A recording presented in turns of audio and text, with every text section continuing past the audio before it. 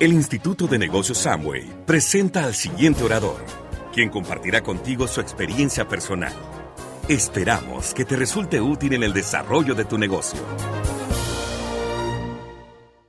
Bueno, gracias. Buenas noches, México. ¿Cómo están todos? Gracias. Bueno, vamos a pedirles que se sienten, por favor. Vamos a arrancar. Yo estoy muy feliz de estar en Ciudad de México.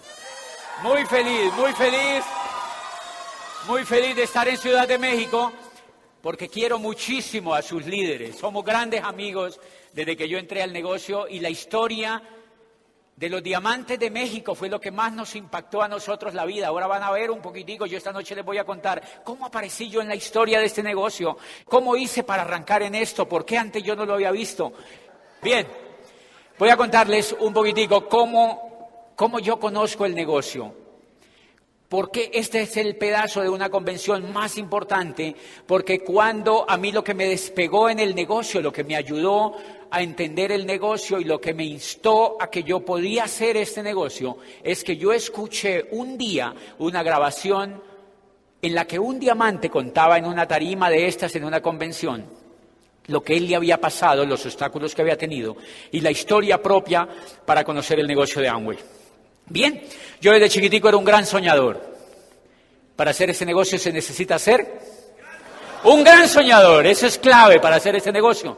Por eso es clave ser un gran soñador para hacer este negocio. Yo estaba chiquitico y era un gran soñador. Yo era un gran soñador. Y yo escogí, miren, yo era tan soñador desde chiquitico que yo había escogido, yo quería ser abogado cuando yo terminé el tema del colegio, de la colegiatura, pues que uno está jovencito todavía. Yo fui también al colegio como ustedes, a la escuela, fui al jardín, al antejardín, o sea, fui a la media vocacional, fui todo el tema del colegio. Y cuando yo terminé el colegio, yo era un gran soñador allí, tenía unos 15, 16 años, y era un gran soñador. Y yo quería, imagínate el sueño que yo tenía, yo quería ser presidente de mi país. Y cada que había una posesión de presidente de mi país, yo recuerdo que yo estaba chiquitito y yo oía el himno nacional de mi país, que es bellísimo también, así como el de ustedes, que lo pone a uno así con la piel de gallina y tal, porque uno recuerda todo lo que sufrió la gente que hizo todo esto. Y yo me imaginaba que yo iba a ser presidente de mi país. Sueño de niño. Y cuando en el colegio hacían todas las cosas de la democracia y todo eso, me acuerdo mucho que hicieron una cosa como de 2.000 estudiantes jovencitos, todos estábamos y eligieron un presidente haciendo de cuenta que era el presidente de ese país. En una gran hacienda nos reunieron a todos y adivinen a quién eligieron. Entonces yo dije, yo creo que entonces yo lo puedo hacer, eso reafirmaba mi idea. Cuando yo terminé el colegio, yo decidí que iba a estudiar Derecho y Ciencias Políticas. Dije, yo voy a estudiar Derecho y Ciencias Políticas. Y escogí una universidad que queda como a 10 horas de la ciudad donde yo vivía, en Popayán. Yo vivía en una ciudad que se llama Neiva, y Popayán quedaba a 10 horas de la ciudad donde yo vivía. Yo me fui para allá, para Popayán. ¿Por qué me fui para Popayán? Porque en una revista, miren lo que es ser soñador, en una revista aparecía en la carátula, decía Academia de Presidentes.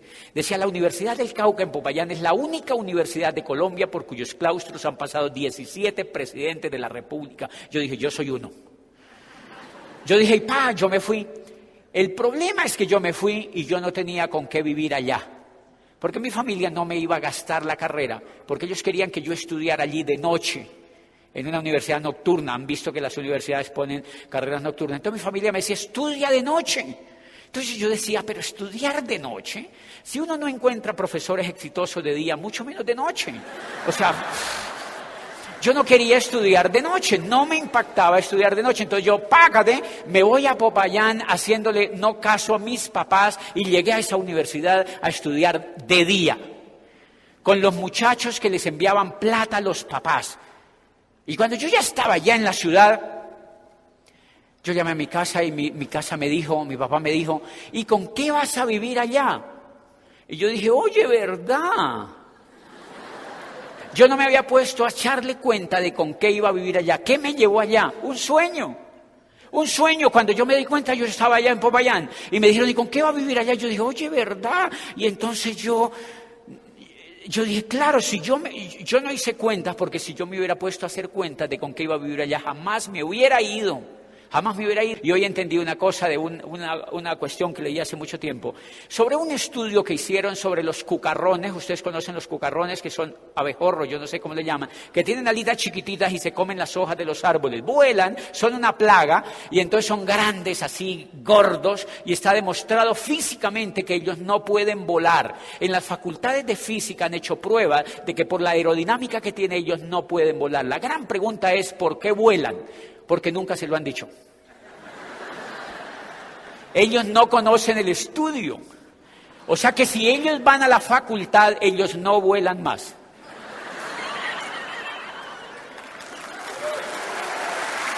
Ellos no vuelan más. ¡Qué lindo eso! Y pues entonces yo ya estaba allí soñando, y pues yo llegué a esa universidad y yo empecé a notar que la clase que a mí me daban era lo mismo que me habían hecho en el colegio. O sea, un profesor se paraba en el tablero, escribía allí en borrador lo que estaba en limpio en los libros y nosotros copiábamos en un cuaderno y de acuerdo a la fidelidad que nosotros le repitiéramos al profesor pasábamos o no pasábamos. ¿Ustedes han visto ese modelo educativo de alguna parte? Y entonces a mí eso me aburría, un líder, un soñador, quería movimiento, quería transformación, quería hacer algo. Y yo decía, pero ¿dónde está la formación para ser presidente de un país? No era sentado ahí esperando que la vida pasara y los profesores no soñaban. Les daba era sueño. Yo no veía profesores soñadores y como a mí me aburría la clase, entonces yo me iba para la biblioteca, me volaba de las clases y me iba para las bibliotecas y mis compañeros me prestaban los resúmenes. Y yo me aprendía los resúmenes en 2-3 horas y les repetía al profesor y el profesor me tenía así como bronca porque yo pasaba bienísimo los exámenes.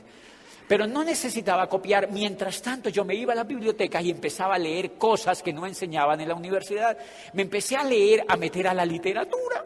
Y empecé a agarrar de la biblioteca libros y yo me acuerdo mucho de un libro que, claro, acuérdense que yo era soñador, yo estaba increíblemente motivado para hacer cosas y agarré un libro de Shakespeare que se llama Sueño de una noche de San Juan y cuenta un pasaje lindísimo, dice que Hermia, un personaje de Shakespeare, se quería casar con Demetrio, que era el amor de su vida, pero en aquella época, que era una época victoriana, a Hermia la querían hacer casar con otra persona y no con Demetrio. Entonces, Hermia está desesperada y va donde Teseo, el gran dios de los griegos, va donde Teseo y le dice, Teseo, quiero que tú me ayudes, yo quiero casarme con Demetrio, pero estos me quieren hacer casar con este baboso. Yo me quiero casar con otro. Entonces dicen que Teseo se va donde Hermia y le dice, cásate con Demetrio, pues para esta tierra más vale la rosa arrancada del tallo, a la que marchitándose sobre la espina virgen, crece, vive y muere solitaria y triste.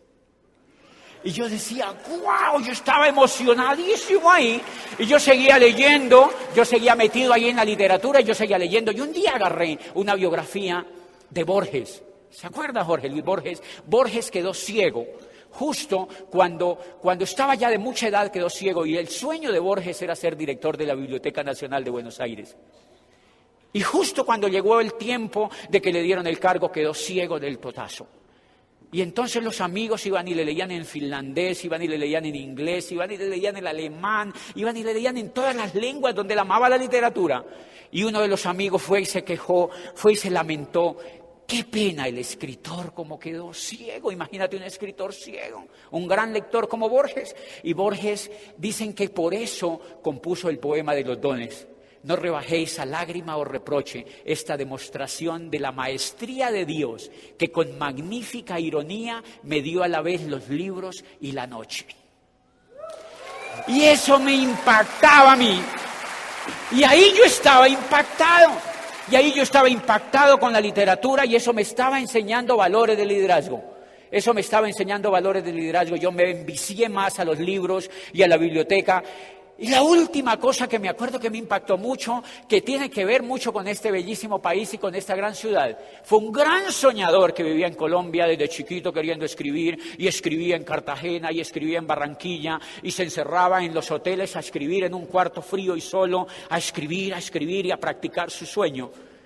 Y un día se le ocurrió venirse a vivir a Ciudad de México, porque él dijo que aquí estaban todos los escritores, estaba Octavio Paz, estaba Carlos Fuentes, estaban todos los grandes escritores de América Latina, y él se vino para acá. Llevaba más de 30 años intentando escribir, y su meta era, dice el biógrafo, la meta de este hombre era que él quería ser el escritor más grande del mundo, pero era el peor en ese momento. Era lo peor en ese momento, pero la meta era que él quería ser el escritor más grande del mundo. Ese señor colombiano se llamaba Gabriel García Márquez. Se vino a México a vivir aquí. Y es una cosa lindísima, porque dice el biógrafo, yo estaba leyendo allí eso, y dice el biógrafo, un día iba desde Ciudad de México, salió de aquí, de esta ciudad, hasta Acapulco, se iban a unas vacaciones con su madre, pues con la de él obviamente, y su esposa, y entonces se iban hacia Acapulco, dice, y él estaba tan obsesionado con una gran idea que se le ocurriera para escribir un gran libro, y de pronto iba manejando un carro viejo que tenía y se le ocurrió. Muchos años después, frente al pelotón de fusilamiento, el coronel Aureliano Buendía no podría olvidar aquella tarde remota en que su padre lo llevó a conocer el hielo. Fue un recuerdo de la niñez, y entonces le dice a su familia, no vamos a ningún Acapulco, nos devolvemos otra vez para Ciudad de México, y fue hacia su máquina de escribir y se sentó. Apenas él se sienta, continuó. Macondo entonces era una aldea de 20 casas de barro y caña brava, por cuyo costado pasaba un río de aguas diáfanas que se precipitaban por un lecho de piedras enormes y pulidas como huevos prehistóricos. Dice, el mundo era tan reciente que muchas cosas carecían de nombre, y para mencionarlas había que señalarlas con el dedo. Dice, todos los años por el mes de marzo una familia de gitanos desarrapados llegaba al pueblo y con gran alboroto de pitos y timbales daban a conocer los nuevos inventos. Dice, primero llevaron el imán. Un gitano corpulento de barba montaraz y manos de gorrión, que se hacía llamar como Melquiades, hizo una truculenta demostración pública de lo que él mismo denominaba la octava maravilla de los sabios alquimistas de Macedonia. Dice, fue de casa en casa. Dice, fue de casa en casa arrastrando 2 lingotes metálicos, y todo el mundo se espantó al ver cómo las pailas, los calderos, las tenazas y los anafes se caían de su sitio, y cómo la madera se retorcía por el desespero de los clavos y los tornillos tratándose de desenclavar, y cómo las cosas que hacía mucho tiempo se habían perdido aparecían por donde más se les había buscado y se abalanzaban en desbandada turbulenta tras los mágicos fierros de Melquiades. Dice, las cosas tienen vida propia, murmuraba el gitano con áspero acento, solo es cuestión de despertarles el alma. Y yo allí estaba pegado de ese texto, y yo volví a leer, ¿cómo así que las cosas tienen vida propia? Y que solo sea cuestión de despertarles el alma. Y entonces para mí esa era una lección de liderazgo, para mí esa era una lección de liderazgo. Yo seguía leyendo, y miren, todo lo que uno hace en la vida se lo recompensa. Todo lo que uno hace en la vida con amor y con compromiso, la vida se lo recompensa. Como yo me emocioné tanto con ese tipo de lectura, empezaba en la cafetería de la universidad a contarle a mis compañeros de derecho lo que yo había leído.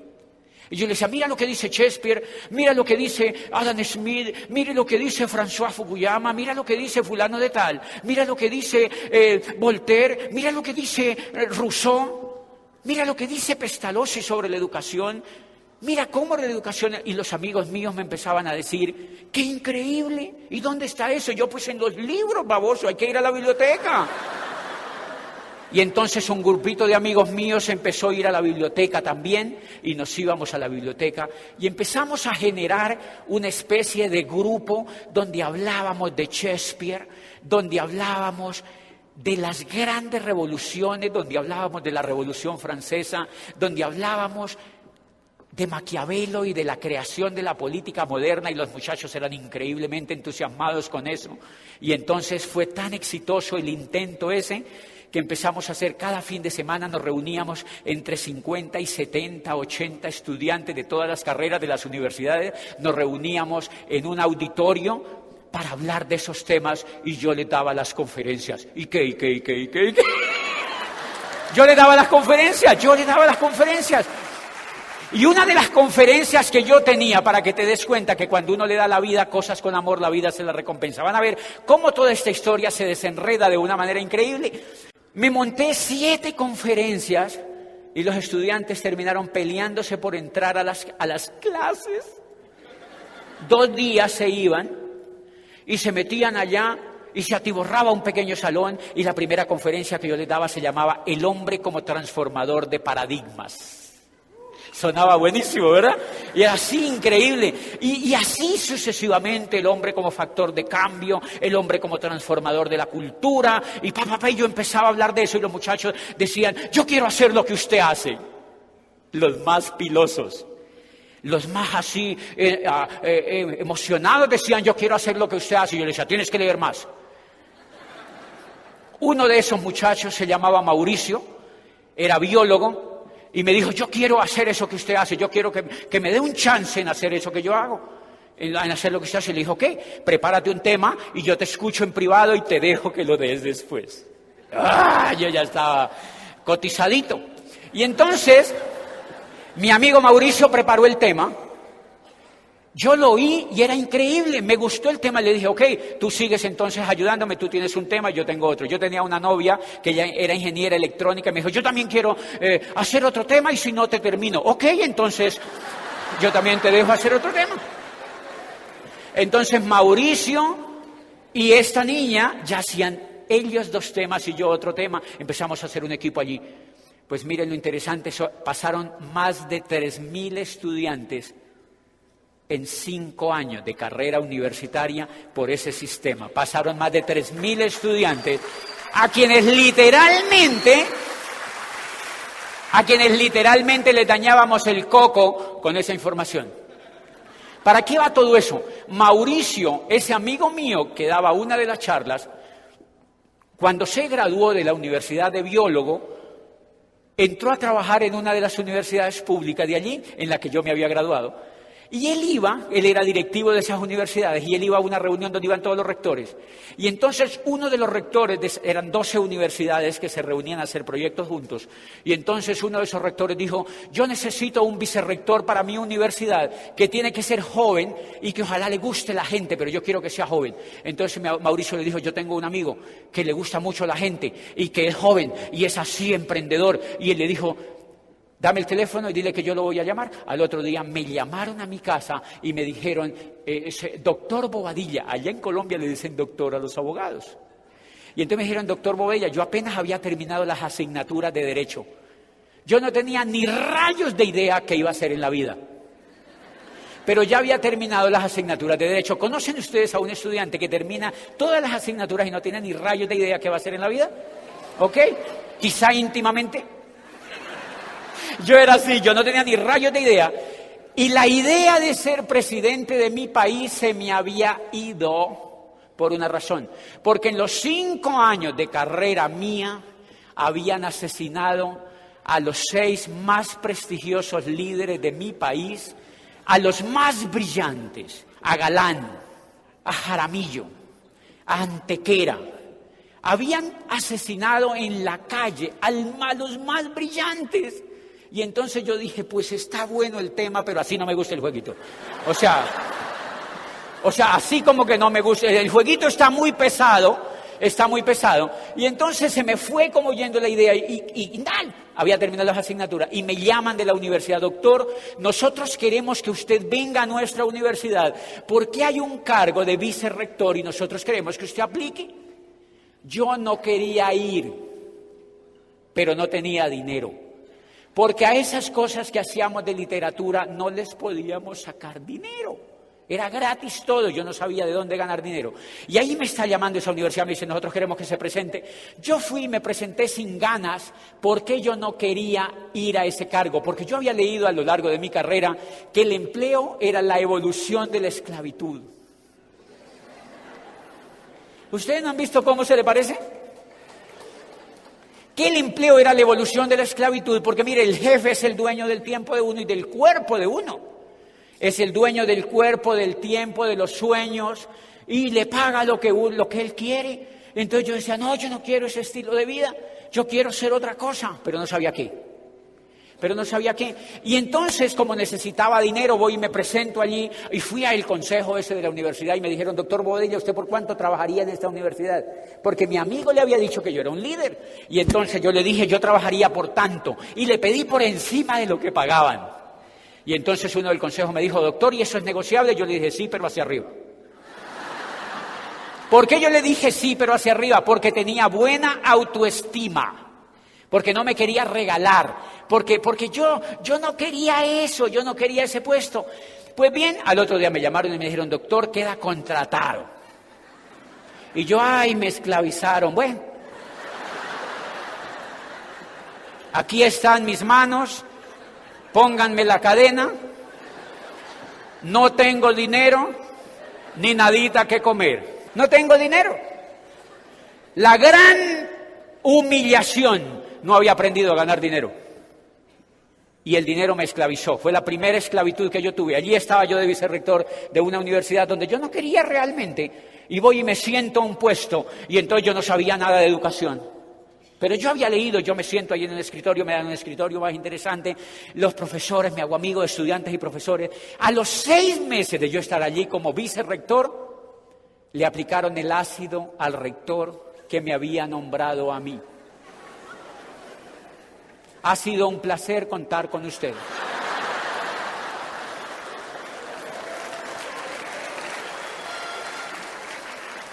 ¿Quiénes de los que están aquí son empleados? Levanten la mano, por favor. Tranquilos que los van a echar. Y entonces le aplican el ácido al rector de la universidad y me llaman a mí. Doctor Bobadilla, nosotros queremos que sea usted el rector de la universidad. Y yo... Sí, usted, yo no me he graduado. El estatuto dice que el rector tiene que ser un abogado o un profesional graduado de una universidad a nivel profesional con posgrado. Yo ni siquiera me he graduado. Me dijo el presidente del consejo, tranquilo, vamos a modificar el estatuto. Y yo, así debe ser todo en la vida, qué increíble. Vamos a modificar el estatuto. Esto yo lo puedo contar porque si quieren demanden, no hay problema. Pues modifican el estatuto y me nombran a mí como rector, 20 y pico de años. Y estoy ahí posesionándome como rector sin haberme graduado. Entonces me dice el consejo de la universidad, doctor Bobadilla, pero usted se tiene que graduar porque si no se gradúa los estudiantes se van a dar cuenta. Yo le dije, ok, graduarse de abogado es complicadísimo en todos los países de América Latina. Es complicadísimo, porque le ponen una cantidad de problemas y exámenes orales y un poco de cosas, porque yo creo que a ellos no les gusta que uno se dé cuenta que hay tanto abogado suelto, ¿verdad? Entonces lo quieren retener un poquito afuera, allá. Entonces, bien, yo estoy ahí, voy y me posesiono. Yo estaba orgulloso, pues ya me empecé a sentir como orgulloso, entonces yo ya caminaba así, el rector de la universidad. Yo estaba jovencito, los rectores eran de más de 60, 70 años. Yo era el único chiquito de todos. ¿Me entienden? Entonces íbamos a las grandes juntas de rectores a Cuba, íbamos a París, íbamos a Madrid, a Brasil fuimos varias veces, a Buenos Aires, y los rectores, me acuerdo que un rector de Caracas una vez dijo, pues claro, ¿cómo no va a estar la educación así como está? Mire con estos que nombran de rector, que ni siquiera... O sea, siempre me echaban pullas porque yo era el más jovencito de todo el combo de rectores colombianos. Pues bien, llevaba yo 8 días como rector de esa universidad, en la esquina que daba la universidad donde yo había terminado las asignaturas de Derecho, y el profesor que me había dado a mí Ciencias Políticas, que era la materia que más me gustaba, había sido nombrado como decano de la Facultad de Derecho donde yo me tenía que graduar. Él había sido profesor mío, y yo había sido nombrado en la otra como rector, yo era más que él. Y entonces él me manda una tarjeta, doctor Bobadilla, lo queremos mucho, nos alegramos de que usted haya sido nombrado rector de esa salchichería, nosotros estamos felices. Y me mandó una tarjeta allí, yo la leo, cuando tocaron la puerta de mi rectoría, ¿quién es? Me dijo la secretaria, doctor Bobadilla, lo viene a buscar el decano de la Facultad de Derecho de la Universidad del Cauca, que era la buena, la grande, donde yo había estudiado, que era como la grande. Y entonces... dígale que siga. Y entró el decano con una sonrisa de aquí hasta aquí. Yo nunca le había visto los dientes. Durante toda la carrera yo nunca lo había visto sonreír y ese día estaba así con una sonrisa increíble, doctor Bobadilla. Yo tenía una oficina grandotota y entonces dijo, lo vengo a saludar, pero más que a saludarlo le vengo a contar un negocio. Él era comunista. Y yo le dije, ¿un negocio? ¿De qué? Y me dijo, es un negocio de productos. Un negocio de productos. Eso fue año de 1998. Un negocio de productos. Yo le dije, ¿de qué productos? Y me dijo, mira, es un negocio de productos. ¿Con qué empresa? Le dije yo, ¿y cómo así? Yo no entiendo. Me dijo, es una empresa americana. Entonces yo dije, empresa americana, negocio de productos. Pensé yo entre mí y este comunista. O sea, Sodoma y Gomorra. Increíble, este comunista hablándome de una empresa que va a poner un negocio. No, esto se le acabó. Ser abogado, politólogo. ¿Cuándo a esa gente le interesan los negocios? Pero lo más sospechoso es que el tipo me decía, nos vemos en las playas del mundo, nos vamos a hacer millonarios, nos vemos en las playas del mundo, nos vamos a hacer millonarios, nos vemos en las playas del mundo. Y yo decía, ¿cuáles playas del mundo? En Popayán no hay playas, ni nunca las habrá, porque queda remetido en el país, o sea, allí las playas a uno no le interesan. Y que pues, nos vemos en las playas del mundo, nos vamos a hacer millonarios, ¿y dónde estarás dentro de 5 años? Me decía yo, pues no tengo ni rayos de idea. Yo no entendía nada y entonces yo le dije al decano, le dije, ¿y usted qué quiere que yo haga? Porque yo lo veía supremamente emocionado y me dijo, yo quiero que entre. ¿Que entre a qué? Que entre al negocio. Yo dije, uy, además atrevido. O sea, que entre yo al negocio. Y entonces me dijo, sí, yo quiero que entre al negocio, usted le iría muy bien aquí, no sé qué, pa. Y entonces yo le dije, ¿cuánto vale la entrada? Me dijo, ¿cuánto vale? Y entonces en un momentico yo pensé, bueno, él es el decano, yo no me he graduado. Él es el decano, yo no me he graduado. Él es el decano, yo no me he graduado. Me está invitando a que entre a un negocio, no vale mucho. Y yo pensé, entro, pero en instantes, ¿entro o no entro? Y el coco me dijo, entre. Y págate, ahí firmé en esa cosa. Y él empezó a llamarme, a partir de allí, él ya no me llamaba doctor. Él me llamaba doctor, yo lo llamaba doctor, pero a partir de ahí ya no me volvió a llamar doctor, sino que me llamaba, hola socio. Hola socio, yo, hola socio, hola socio, hola socio. Y yo en el fondo decía, ¿socio de qué? ¿Socio de qué? No es mi no entender. O sea, ¿socio de qué? Pues bien, él me decía, y me llamaba, y me llamaba, y me llamaba. Y de las cosas que más me llamaba era que me decía, contémosle a sus amigos. Y yo, contémosle a mis amigos, ¿qué? ¿Eso? Yo ni entendía nada, y me decía, sí, contémosle a sus amigos, y me decía, y me atacaba que le contáramos a mis amigos. Y entonces un día lo agarré y le dije, mire doctor, mire socio,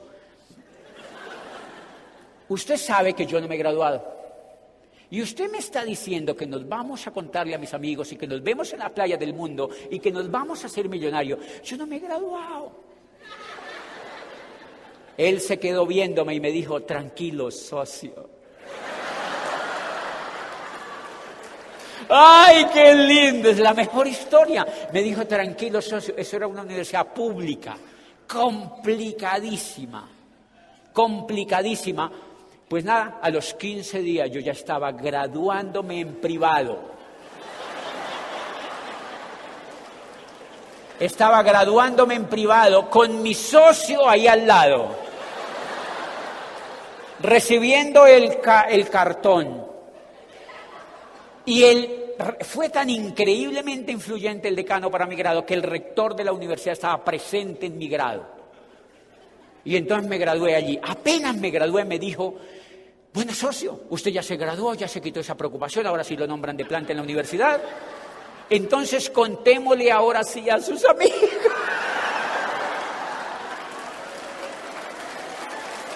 Ay, no. No, entonces yo dije, no, este me hizo un favor y ahora me lo va a cobrar, o sea, como en la política. No. Entonces yo le dije, ya me daba físicamente pena con el decano, porque antes le había sacado el cuerpo y ahora otra vez, y él me había graduado realmente, ¿sí me entienden? Me había graduado, achicaron los términos, demanden si quieren, también, o sea.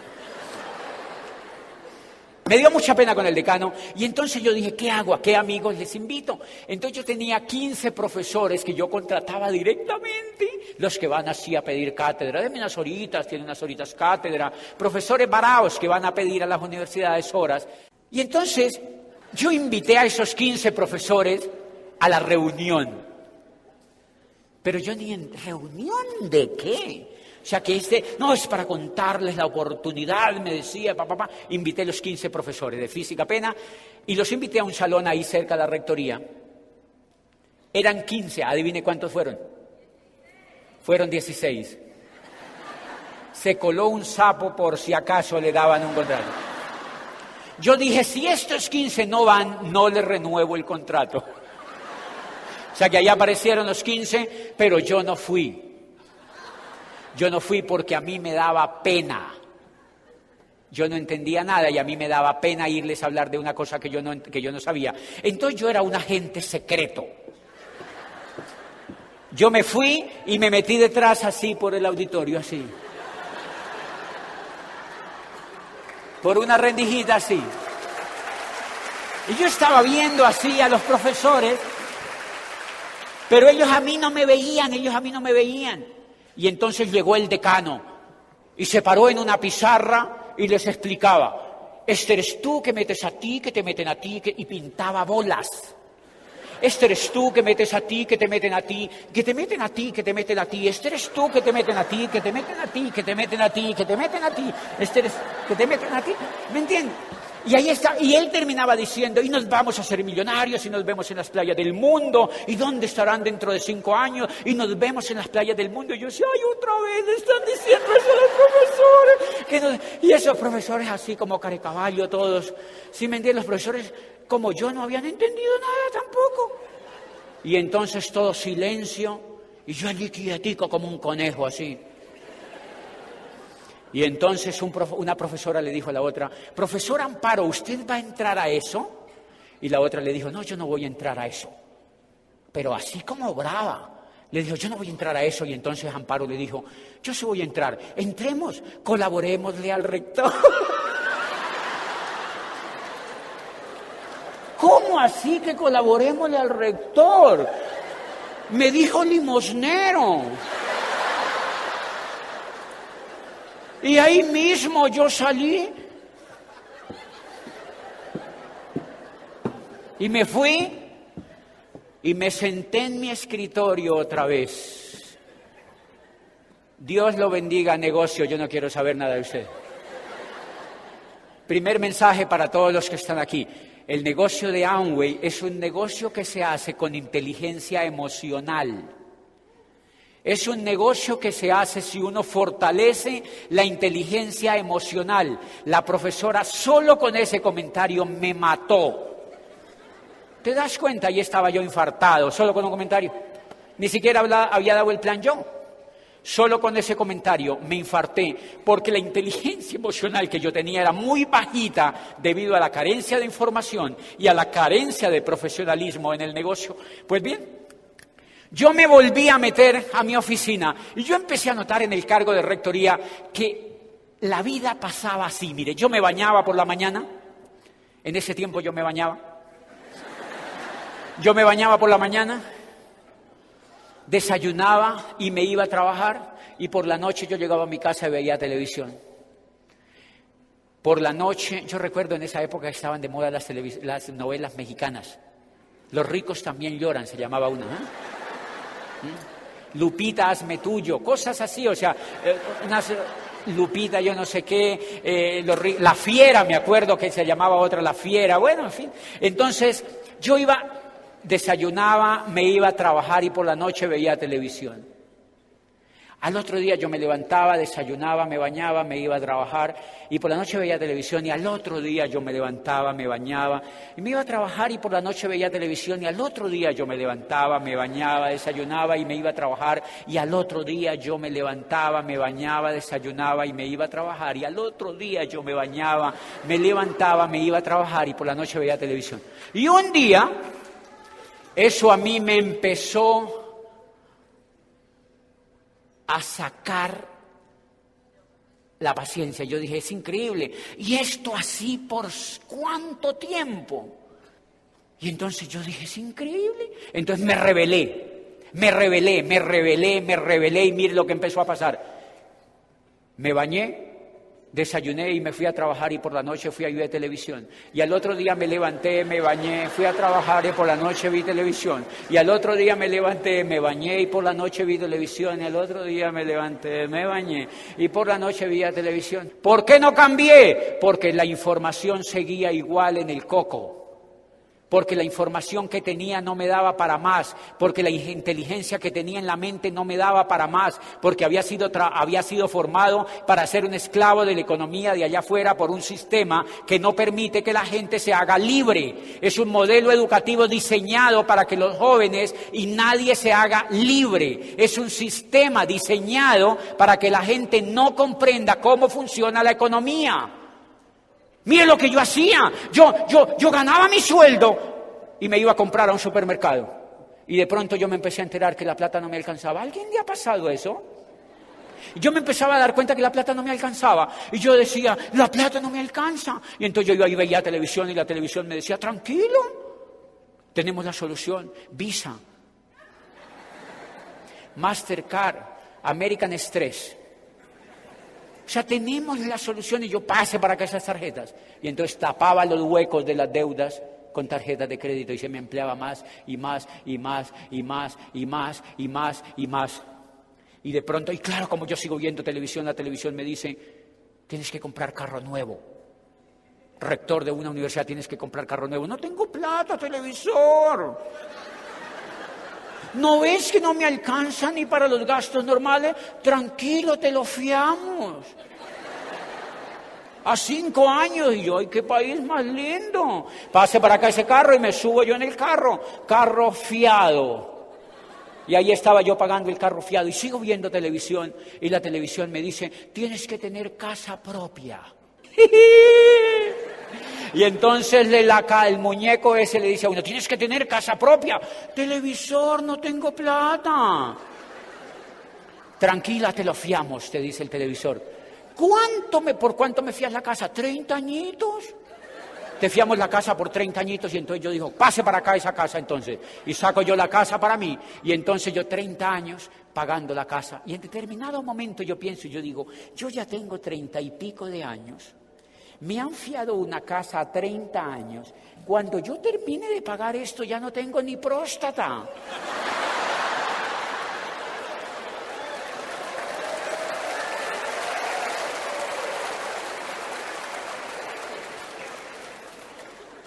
Abogado con posgrado, rector de una universidad, preso de la economía, esclavo de la economía, esclavo de un sistema. Y ya tenía más la deuda externa más grande que los Estados Unidos, señores. Endeudándome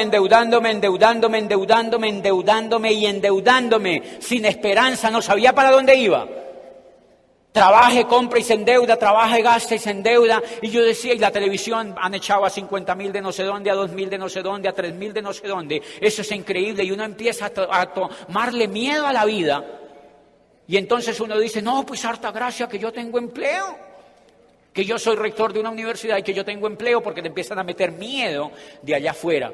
A uno le provoca darle besitos al jefe, ahora sí.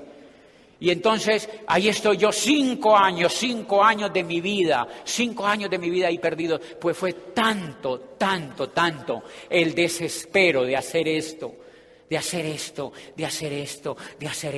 y de endeudarme, y de comprar, y de gastar, y de endeudarme, que yo había leído un libro de Drucker que se llama La sociedad poscapitalista y ahí decía, la sociedad del futuro no se divide entre gente que tiene y gente que no tiene, sino entre gente que sabe y gente que no sabe. Y yo dije, debe ser entonces que yo no sé. Porque yo había estudiado Derecho, después estudié Psicología, tenía posgrados, y yo decía, debe ser que yo no sé. Claro, el sistema te lleva a que tú te vas a hacer otro posgrado. Entonces dije, debe ser, yo ya tengo esto, me falta el doctorado. Y entonces dije, me voy a hacer un doctorado, porque yo quería perseguir algo, yo quería perseguir un sueño, yo no quería quedarme allí en la misma mediocridad. Y me presenté a una universidad en Europa a hacer un doctorado, y pasé a la universidad a hacer un doctorado. Pasamos 30 de toda Latinoamérica, habían mexicanos de aquí de la Universidad de la UNAM, habían de Brasil, habían de Chile, de Argentina, de todas partes. Pasamos 30, y ahí estaba yo en Europa, renuncié a la universidad y me fui a estudiar un doctorado. Porque yo creía que ese era el camino. O sea, ¿se acuerdan que yo les he contado que yo ya era salchicha? Y ahora me iba a hacer salchichón. Ahora, ¿qué era ser doctor? Ser doctor era volver otra vez al sistema a que me aumentaran $200 el sueldo, si era que conseguía un puesto para calificar para doctor en mi país. Yo no sé aquí cómo funcionará eso, pero no es que abunde el clima para eso. Pues bien, yo estoy ahí en España y me voy yo a Barcelona a estudiar ese doctorado. Y en mi cabeza sonaba lo que el decano me había dicho. ¿Dónde estará dentro de 5 años? Por eso es que cuando a ti te cuentan ese negocio y tú no lo ves y te sales, regresas. Porque allá afuera no existe nada igual que el negocio de Amway, señores. Allá afuera no existe nada más que el negocio de Amway. Y entonces yo estoy allí en Barcelona estudiando el doctorado, y un día yo estaba haciendo una cola para pagar una asignatura, y un muchacho de los que estaba ahí me saludó y me dijo, ¿tú de dónde eres? Y yo le dije, yo soy de Colombia. Ah, eres de América. Y yo, ay, ni saben que existe Colombia aquí. Yo le dije, sí, yo soy de América. Y entonces me dijo, ¿y qué has venido a hacer a España? Yo le dije, yo vine a hacer un doctorado. Y entonces me dijo, ¿y te has venido de América a Europa a hacer un doctorado? Yo le dije, sí. A mí me pareció como que me estaba diciendo hello. Entonces yo le dije sí, y al ratito yo le pregunté, ¿y tú qué haces? Y me dijo, yo acabo de terminar mi licenciatura. Y le dije, ¿no vas a hacer un doctorado? Y me dijo, ¿y eso cómo para qué? Señores, las universidades de Europa están llenas de latinoamericanos haciendo doctorados. Y entonces yo empecé a desaforarme allá y empecé a ver, el profesor salía al tablero y nos contaba en el tablero unas cosas, un profesor pesimista, casi todos eran re pesimistas, y hablaban, y nosotros copiábamos. Yo dije, ay no, otra vez lo mismo, 5 años otra vez haciendo esto. Y entonces yo empecé a desesperarme allí, empecé a entrar en una crisis, y entonces empecé a desesperarme y me acordé del decano. ¿Dónde estará dentro de 5 años? ¿Dónde estará dentro de 5 años? ¿Dónde estará dentro de 5 años? Y yo estaba más perdido que el hijo de Limber. O sea, yo estaba perdido, y entonces me acordé de una cosa que él había mencionado, de un tal Amway. A mi casa, cuando él me había auspiciado, había llegado una cajita que decía Amway, con productos. Y yo me acuerdo que el perro, en mi casa siempre han habido perros, el perro había jugado con la caja por todas partes, se había untado el LOC, se había echado el champú seguramente, había acabado con la caja y yo nunca me había dado cuenta de nada, yo ni siquiera había usado los productos, pero me había quedado sonando, ¿dónde estará dentro de 5 años? Y entonces yo dije, el decano me habló de Amway. Y mire lo que hice, voy a averiguar dónde queda Amway aquí en España. Y me metí al directorio. Habían pasado 6 años desde que el decano me había contado el negocio. Y estaba yo allí y me metí al directorio y encontré la oficina de Amway. Encontré las oficinas de Amway, quedaban en Barcelona, allí justo quedaban en Barcelona, en un pueblo que se llama el Hospitalet de Llobregat. Y entonces me fui para allá y me atendió una niña de Amway. Yo le dije, señorita, yo vengo a entrar al negocio de Amway porque a mí me han dicho que este negocio es bueno. ¿Cuándo acá? Ahora sí, ya sabía que era bueno el negocio. Yo no había oído nada, era simplemente el desespero. No esperes a desesperarte. No esperes a desesperarte para tener una oportunidad, para hacer una oportunidad. Y entonces yo le dije a la niña de Amway, le dije, señorita, pero yo quiero que usted me ayude a entrar con una persona exitosa. Yo quiero entrar con una persona exitosa. Y ella me dijo, ok, entonces lo voy a comunicar con doña María. Yo le dije, ¿quién es doña María? Y me dijo, doña María es la primera persona que entró aquí en España al negocio. Y entonces yo creo que ella entendió éxito por tiempo.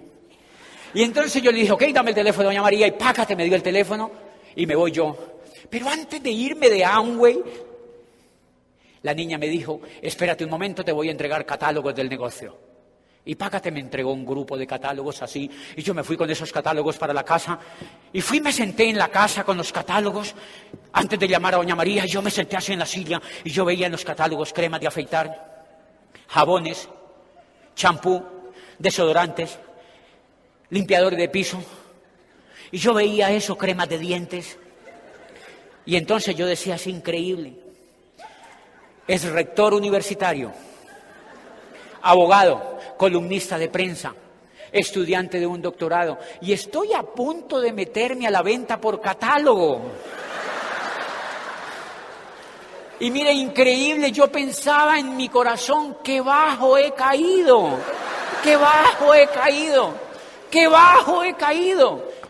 Van a escuchar en unos minutos que ya me pasé, qué fue lo que pasó después. Entonces yo, sin embargo, llamé a doña María. Por eso es que tú matas muchas veces a la gente, porque vas y auspicias a una persona de buena actitud y les muestras el catálogo, y entonces ese gran médico que dice, ¿y tú crees que yo me voy a poner a vender por catálogo? Se sienten como yo me sentí. Uno siempre tiene que pensar qué es lo que siente el otro, qué es lo que piensa el otro. Yo casi me muero ahí. Pero como yo tenía una gran necesidad, llamé a doña María, yo soy un estudiante de doctorado, yo quiero entrar al negocio de Amway y yo estoy aquí en España, y me dijeron que usted me podía auspiciar. Y me dijo doña María, listo, véngase para acá, nos vemos en la esquina de yo no sé dónde, y a las 5 de la tarde estábamos los dos allá en la esquina. Y entonces ella me llevó a su casa. Me llevó a su casa y miren lo que ella hizo. Me llevó a su casa y me presentó a su esposo y a sus niños. Tenía unos niños chiquiticos, lo más de lindos.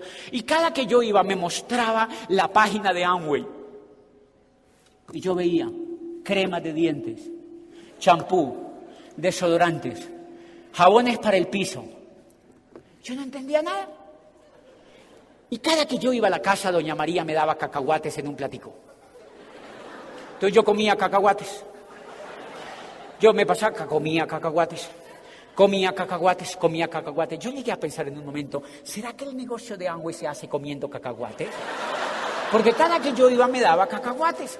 Pues bien, doña María me prestaba la página, me mostraba la página, me ponía la página, me daba la página. Y el esposo decía, José, mira, si tú entras al negocio aquí en España, este negocio va a explotar. Este aquí va a explotar, nosotros llevamos con María hace mucho tiempo trabajando y esto aquí en España va a explotar. Esto va a explotar, José, mira, créelo, esto va a explotar, este negocio es increíble, esto va a explotar, esto aquí en España está explotando ya y esto va a explotar. Entonces era año 2001 donde todo estaba explotando. Todo estaba explotando, entonces yo dije, ¿qué tal que esta cosa de Amway explote conmigo aquí adentro? Yo mejor me largo de aquí, yo mejor me voy de aquí. Y entonces mire lo que pasó, me vuelvo para Colombia otra vez a continuar el doctorado desde Colombia. La universidad se dio cuenta que yo venía para Colombia y me nombró otra vez como rector. Llevaban un año y no habían nombrado rector. ¿Y por qué no han nombrado rector? No, nombramos un encargado, pero no estamos seguros todavía de nombrar una propiedad. Chévere que te hayas venido, nosotros queremos que usted sea el rector. Cosa de la vida. Si tú te vas a dar cuenta, ¿creen que me posicioné otra vez como rector? Claro, ni tonto. Porque yo no tenía ni rayos de idea para dónde iba.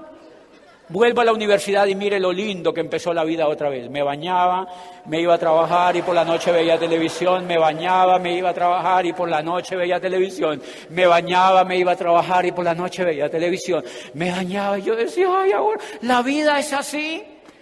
O sea, esto es así. Yo ya estaba resignado. Yo dije, no, harta gracia que me volvieron a dar el cargo. 3 años más, señores, ahí sentado en ese puesto. Y yo decía, debe haber algo increíble para mí por allá afuera. Y un día, yo salí, habían pasado 3 años, y un día iba pasando yo por la rectoría de la universidad, allí afuera, cuando pasó un muchacho que estaba en el tiempo del decano, cuando el decano me había invitado, yo lo había visto a él sentadito así en una reunión, y yo me acordaba de él. Pues lo voy pasando así bonito, encorbatado otra vez. Y yo le dije, me saludó, hola José, ¿cómo estás? Yo le dije, hola Gustavo, ¿cómo te ha ido? Gustavo Ramírez se llamaba. Y entonces me dijo, hola, y me dijo, ¿Sabes lo que me dijo? Me dijo, yo tengo algo que contarte. Hace rato te estaba buscando, pero no te podía encontrar. Hace rato te estaba buscando, pero no te podía encontrar. Yo le dije, ok, vaya mañana a las 9 a mi oficina y hablamos. Me dijo, ok, nos vemos a las 9 en su oficina. Y págate a las 9, estaba ahí sentado y me contó. Me dijo, mira, es un proyecto empresarial que se funciona así, que hace así, es un proyecto empresarial que funciona así. Y que papá, yo le dije, ¿qué proyecto es? ¿De qué es? Y me dijo, es lo de Amway. Yo, ¡ah! ¡Oh! ¡Otra vez lo de Amway!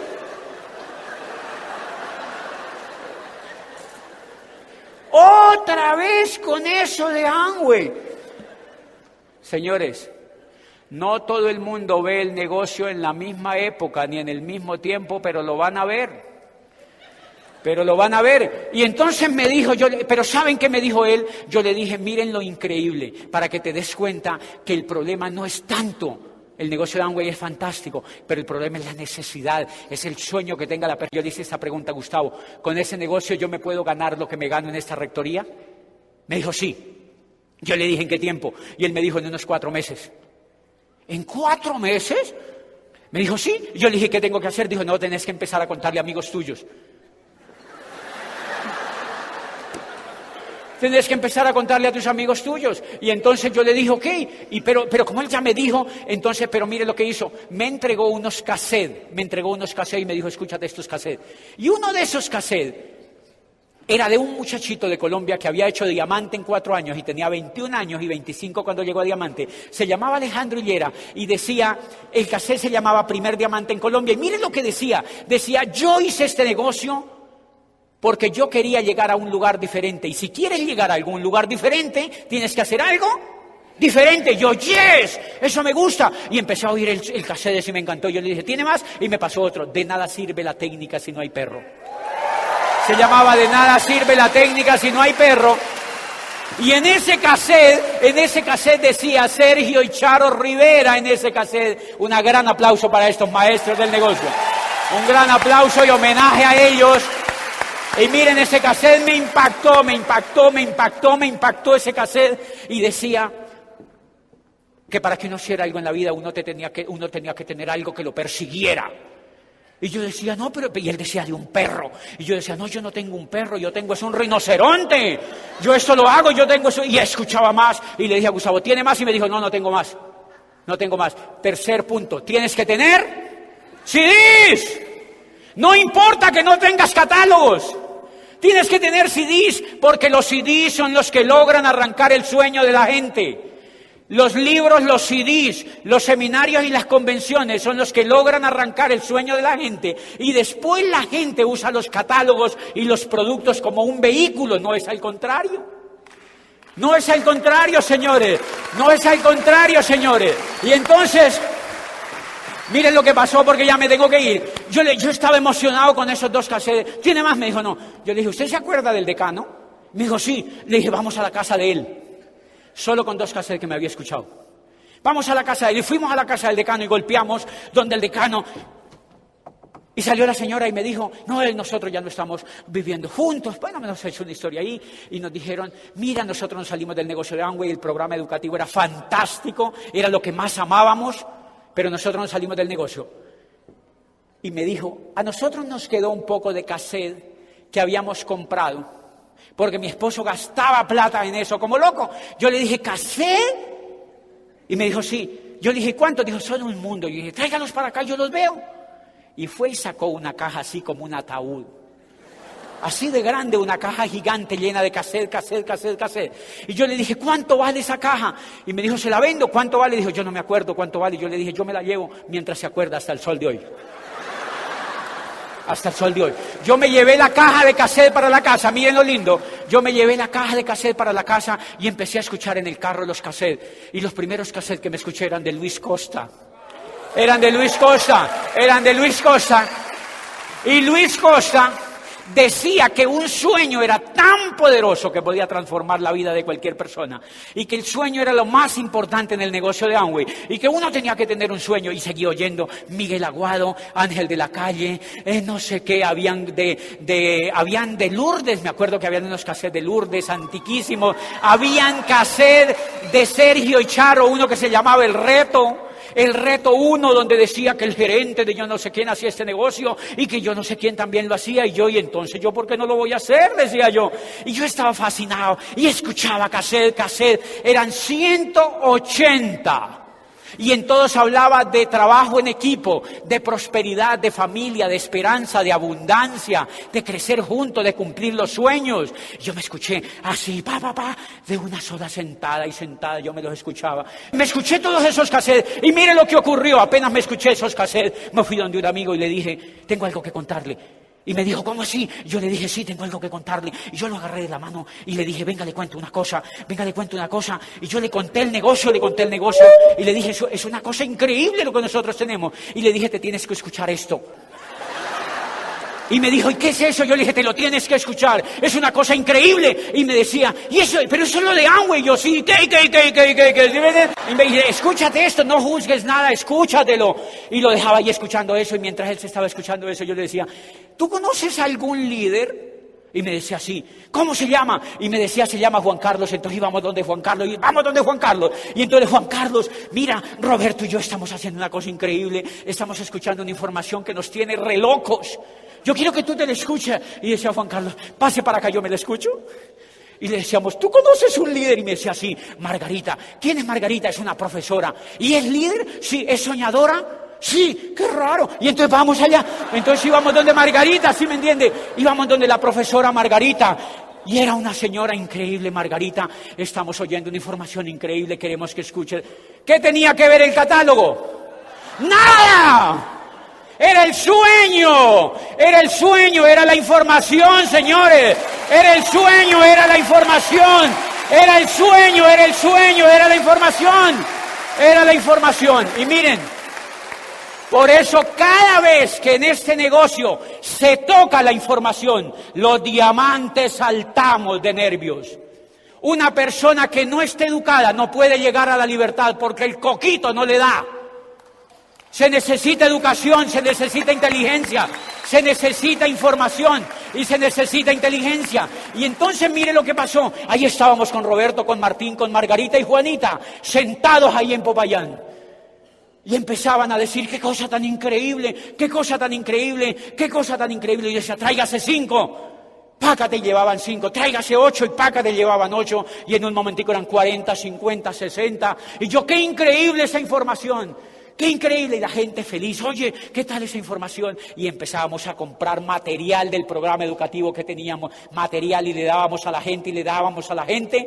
Y en todos los CDs decía que había que ir a una convención. Y entonces habían 10, 20, 30 y allí vamos a la primera convención. Era de Bogotá a Popayán, 14 horas. Y nos íbamos 14 horas de Bogotá a Popayán cruzando montañas hasta llegar a una convención. En una convención donde no se hablaba de productos, sino de soñar. Sino de aprender a soñar, a trabajar en equipo, a inspirar a otros, a aumentar la inteligencia emocional, a tener bondad y esperanza, a aprender a trabajar con otros y a cooperar, a ser solidarios. Y eso eran los principios y la gente era fascinada. Y a la próxima convención era otro bus. Y yo quiero que me ponga un videíto, me va a robar un videíto para que vean cómo al año siguiente estaba calificando a Esmeralda, y al tercer año estaba llegando a Diamante. Y vamos a ver ese videíto chiquito, el primer videíto chiquito. Siéntese Arturo, por favor. El primer de un minutico. Fábio de Souza fue de Brasil a esta convención.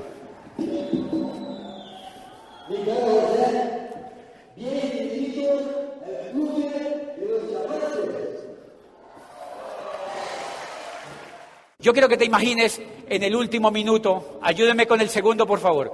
Yo llevé a toda mi familia a esa convención y ahí estaban sentados y fue el momento más especial. Y yo quiero que tú te imagines llevando a los seres que más amas.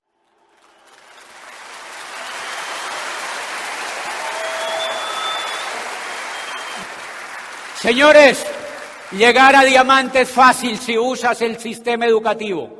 Llegar a diamante es fácil si usas el sistema educativo y si te apalancas. El negocio de Amway es lo mejor que yo he visto en el mundo para cumplir un sueño. Yo amo la compañía, amo el negocio, amo su programa educativo y amo el compromiso que esta gente tiene por hacer que uno sea libre. Yo tengo en la oficina, en el segundo piso, una foto con Doc DeVos que nos tomamos en Toronto, creo, y dice abajo: Amway existe para ayudar a la gente a tener una oportunidad propia, y el negocio es exitoso cuando cumplimos esa promesa. Tú tienes que cumplir la promesa de llegar a diamante para que cambies la historia de tu familia y para que le digas a los mexicanos que esta es una oportunidad maravillosa para cambiar la vida. Nos vemos mañana, buenas noches, y ¡que viva México! ¡Que viva México!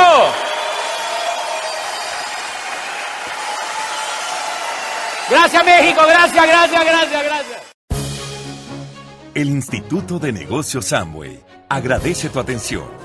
Esperamos que esta presentación te ayude a lograr el éxito que soñaste.